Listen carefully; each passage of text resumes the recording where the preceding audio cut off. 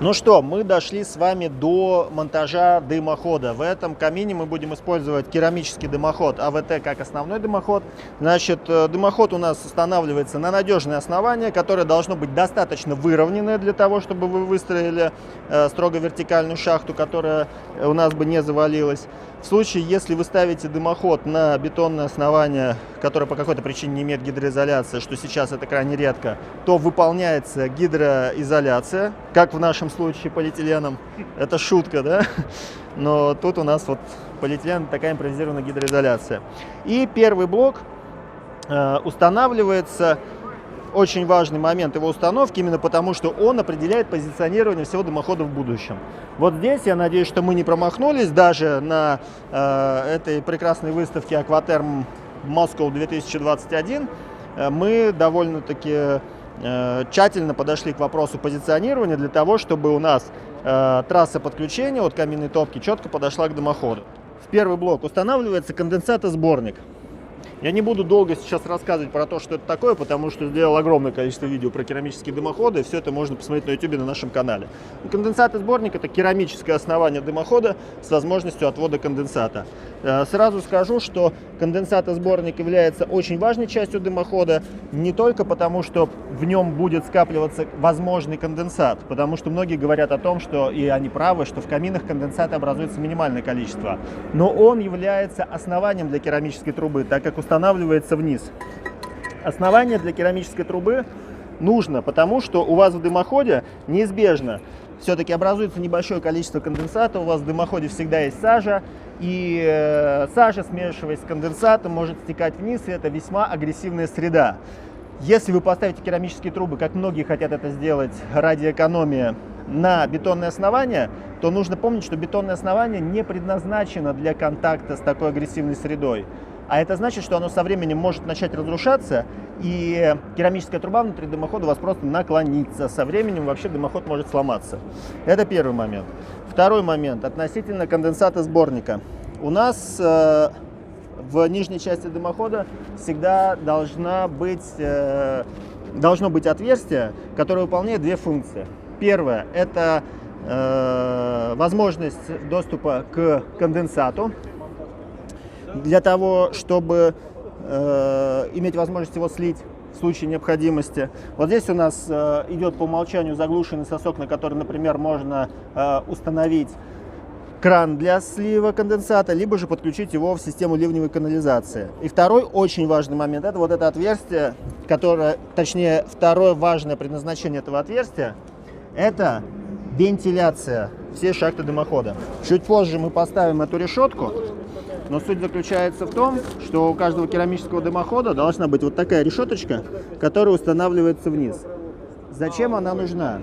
Через нее воздух поступает в шахту дымохода и по специальным каналам, которые расположены в блоке, выходит через систему верхнего комплекта, который представляет собой покрывную плиту и конус. Эта вентиляция нужна для того, чтобы проветривать теплоизоляцию, а именно обеспечивать дополнительный теплосъем с нее и обеспечивать ее высушивание, да, то есть изоляция у нас меньше отсыревает. Соответственно, каким образом сделать это ревизионное отверстие? Вот его делал я, часто задают вопрос, честно могу сказать, у нас, по-моему, в инструкциях на ВТ нет этого размера, но вот берете решеточку, прислоняете ее и делаете отверстие таким образом, чтобы закрепить эту решетку в будущем на саморез через дюбеля. Все очень просто. Очень часто, опять же, мы сталкиваемся с такой проблемой, что дымоход делается на начальной стадии строительства дома. В домах, особенно с бетонными основаниями, подъем чистового пола на 200-250 мм это абсолютно естественные условия, абсолютно естественные реалии. Хозяин дома и его строители ставят дымоход на черновое основание, проделывают решетку, и когда они заливают пол, у них пол поднимается выше чистовой, выше уровня вот этого отверстия. Регулярно на объектах видим ситуации, когда в полу вот такая дырка для того, чтобы хотя бы дымоход проветривался. Это если строители поступили хорошо, признали свою ошибку и предусмотрели эти отверстия.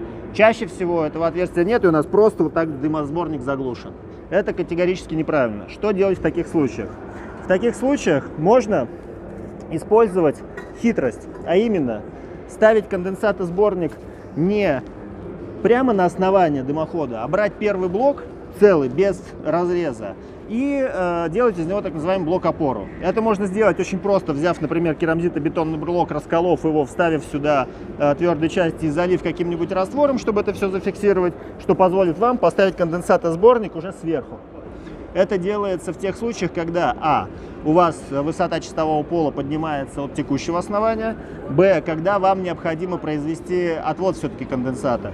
Мы все помним, что жидкость она должна куда-то стекать. Как правило, трассы у нас идут, эти трапы под наклоном, соответственно, отвод конденсата для необходимости, вернее, для возможности отвода конденсата у нас должен быть наклон, поэтому конденсатосборники иногда поднимают. И третий вариант, наиболее распространенный в нашей практике, который мы предлагаем нашим клиентам, это когда мы не отводим конденсат по умолчанию куда-то, но мы говорим о том, что возможность, если у вас есть конденсатосборник, избавиться от него все-таки должна быть. Мы сюда устанавливаем кран, ну а как вы понимаете, если конденсатосборник у нас стоит на такой высоте, и даже тут будет кран, толку от него никакого, потому что его некуда слить. Вот для того, чтобы была возможность слить конденсат, мы его устанавливаем повыше, сюда ставим нормальный кран, и человек уже может, открыв кран, поднести какую-то емкость, например, ведерко даже небольшое, и нормально, без проблем слить конденсат.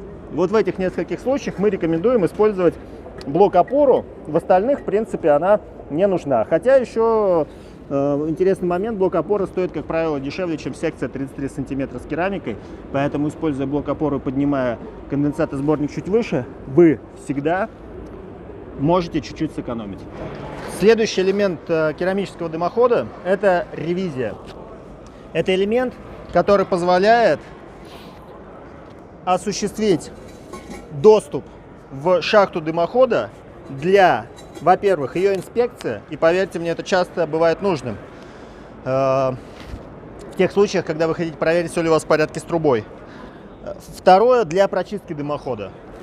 Ревизионный тройник у нас закрывается керамическим затвором. Керамический затвор выглядит вот таким образом. Его конструкция позволяет установить тройник, вернее установиться в тройник и стоять под собственным весом. Собственно говоря, вот так. Дополнительно этот элемент у нас прижимается ревизионной дверцей, ревизионным лючком, о котором мы будем говорить чуть позже. Блок для ревизионного тройника делается очень просто. Вы просто изготавливаете отверстие по всей длине блока. Обратите внимание на то, с чем часто сталкиваются люди, в частности я, что если брать обычный диск болгарки за счет толщины блока вот в этих местах, болгарка не пропиливает его, к сожалению, полностью, поэтому приходится мучиться и пилить его с двух сторон. Но, собственно говоря, это все равно не вызывает каких-то особых проблем. Вот вы видите распиленный блок, который мною, собственно, ручно был распилен. Надеваем его. В комплекте у вас идет ревизионный лючок. Если вы его не приобрели, покупайте любой другой ревизионный лючок, смотрите посадочный размер. Я даже без линейки это делал. Просто прикладываете, делайте так, чтобы сюда он потом у вас нормально встал. Опять же, установим чуть позже, после того, как смонтируем другие части дымохода. В момент установки ревизионного тройника нам уже понадобится наша теплоизоляция. Поскольку ревизионный тройник у нас находится значительно ниже трассы подключения дымохода, мы должны понимать, что он не нагревается, и теплоизоляция нам нужна по большей части для того, чтобы отцентровать наш элемент. Дальше нам нужно вставить еще две секции теплоизоляции. Опять же, учитывая, что мы находимся в весьма полевых условиях, мы будем делать это на скорую руку, но я обращаю ваше внимание еще раз, что эта часть дымохода у нас не нагревается, поэтому основная задача теплоизоляции здесь — это просто отцентровать керамическую трубу.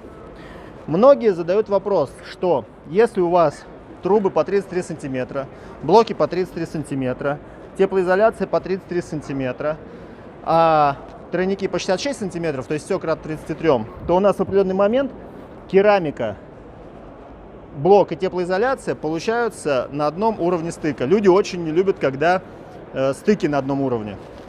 Но это не страшно, потому что конденсатосборник у нас имеет высоту всего 16 сантиметров, и он задает вот этот разнобой. То есть, видите, у нас керамзитобетонный блок уже находится значительно ниже стыка с керамической трубой, что позволяет нам, соответственно, уже дальше в разнарядку, если можно так сказать, строить эти блоки. Нам необходимо вывести тройник для подключения, о котором мы будем говорить, на определенную высоту. И для того, чтобы его вывести на определенную высоту, мы набираем эту высоту блоками, прошу прощения, трубами, которые имеют кратность 33 сантиметра. Керамические трубы для правильных керамических дымоходов, они идут по 33 сантиметра, да? При этом обратите внимание, я не сказал важный момент о том, что когда вы устанавливаете вот этот элемент, ревизионный тройник, вы задаете сразу направление труб. А направление труб у нас следующее. У нас есть тут гребень и есть паз. Да? Так вот, пазом нашим трубы должны быть всегда вверх, для того, чтобы соединение было условно по конденсату. Это такой профессиональный термин в печной среде. Соединение по конденсату. То есть вот мы вот так вот вставляем трубы. Это просто помните об этом, что дымоход всегда собирается по конденсату, и у вас гребень всегда внизу. Значит, трубы по 33 сантиметра. И именно при помощи труб мы с вами набираем необходимую высоту для подключения нашего дымохода. Подключение будет происходить при помощи вот такого элемента. И как мы видим, например, в нашем случае сейчас у нас подключение будет направлено вот туда. Оно находится слишком низко, нам надо поднять его выше. Для этого нам нужна керамическая труба, которой мы будем наращивать этот дымоход. Но обратите внимание, что поскольку у нас трубы по 33 сантиметра, мы можем наращивать высоту кратно 33 сантиметрам. Высота нашей каминной топки такова, что мы не сможем подключиться к дымоходу по горизонтали, если просто поднимем высоту подключения до 33 сантиметров. Нам не хватает совсем чуть-чуть. И вот здесь лайфхак монтажный. Нам не хватает вот такого участка трубы, да, для того, чтобы выставить дымоход ровно в горизонталь подключения к нашей каминной топке. И что мы делаем? Мы просто ее отрезаем. Мы берем керамическую трубу и болгарочкой, алмазным диском отрезаем вот такой аккуратный кусочек, который мы можем установить вот сюда, склеить при помощи стандартного клея, который идет в поставке, и абсолютно нормально дальше продолжать сборку. Сначала ставим блок, затем в блок устанавливаем трубу и, соответственно, выводим его вверх. Обратите внимание, что третий блок, который я поставил, тоже имеет небольшой вырез. Вырез как раз для того, чтобы установить вот этот вот лючок с ревизионной дверцей. Вот наш ревизионный тройник. Вот он вставляется в дымоход, вот он стоит, вот он закрывается. Вот у вас все надежно и красиво. Это штатный ревизионный тройник керамического дымохода. Немножко отличается труба по цвету от керамики, именно потому, что у них немножечко разный состав, так как они разные цели выполняют.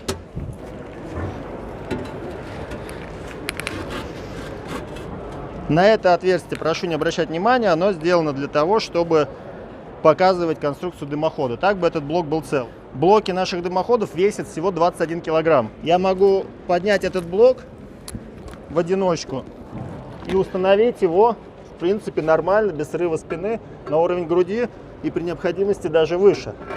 Это позволяет монтировать наши дымоходы без второго человека, без второго номера, что значительно, опять же, сокращает трудозатраты, а значит и деньги на монтаж. Следующий элемент — тройник подключения. Это элемент, при помощи которого у нас осуществляется подключение к дымоходу. Вот мы его устанавливаем, и таким образом, если мы все правильно сделали, наше подключение повернуто в сторону каминной топки, и мы можем нормально подключиться к дымоходу. Посмотрите, что вы можете элементы относительно друг друга вращать под любым углом. То есть, если вот здесь у нас так получается, что конструкция камина предполагает ревизионное отверстие конденсатосборника с фронтальной стороны, но это не значит, что это нас обязывает к какому-то позиционированию тройника для подключения. Мы можем его абсолютно нормально направить в другую сторону.